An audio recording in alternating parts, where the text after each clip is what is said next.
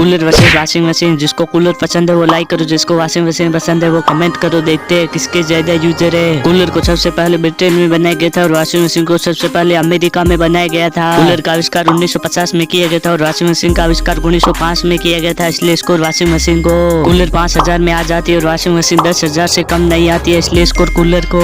Cooler 2 colour में आती है और वॉशिंग मशीन भी 2 कलर में आती है, इसलिए स्कोर दोनों को बराबर। कूलर 3 प्रकार की आती है और वॉशिंग मशीन 2 प्रकार की आती है, इसलिए स्कोर कूलर को। कूलर भी बिजली से चलती है और वॉशिंग मशीन भी बिजली से चलती है, इसलिए स्कोर दोनों को बराबर।